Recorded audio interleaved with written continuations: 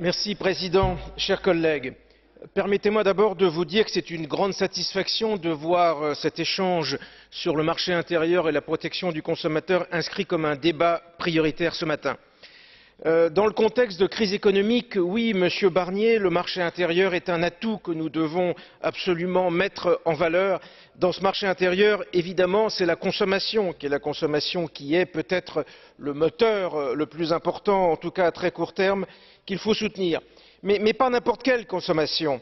Il nous faut une consommation qui prépare l'avenir, qui soit en phase avec les enjeux du développement durable, une consommation responsable, qui ne cherche pas toujours la promotion des produits de discount censés favoriser le pouvoir d'achat des familles, mais qui en fait sont souvent de médiocre qualité et qui résultent de délocalisations presque systématiques de leur fabrication hors de l'Union, et dont nous savons qui sont les principales victimes, les consommateurs qui ont le revenu le plus faible, les consommateurs les plus fragiles. En un mot, il nous faut installer une nouvelle confiance entre les consommateurs et les entreprises, en particulier celle de la distribution, pour fortifier et faire se développer le marché intérieur de notre Union. Alors je voudrais, à l'adresse de la Commission, adresser un message très clair. Oui, Monsieur Dalli, vous aurez notre soutien, mais nous avons cette inquiétude née du risque lié à la répartition des compétences entre vous.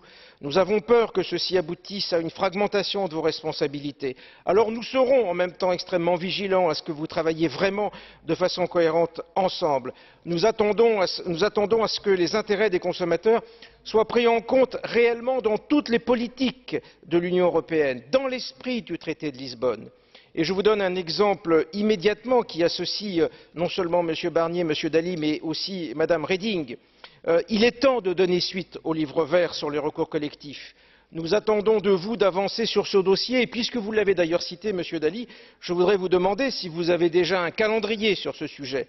Et nous attendons aussi de vous que vous inventiez une forme spécifique européenne nouvelle pour que ces recours collectifs évitent les dérives trop connues du système américain, que nous inventions quelque chose qui soit au service de tous, qui n'oppose pas les intérêts des uns et des autres.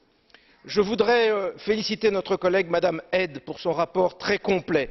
Je voudrais insister dans son rapport sur le point qu'elle met à juste titre sur l'éducation à la consommation, qui est essentielle et qui doit se faire tout au long de la vie, qui n'est pas qu'une question du jeune enfant, mais également du consommateur, tant les produits changent, tant les forces du marketing se sophistiquent. Oui, excusez-moi, je ne vois pas l'horloge qui est bloquée, c'est pour ça que je ne contrôle pas mon temps. Je termine. Bloqué, donc. Mais ça fait quand même 2 minutes 54. Très bien, je conclus.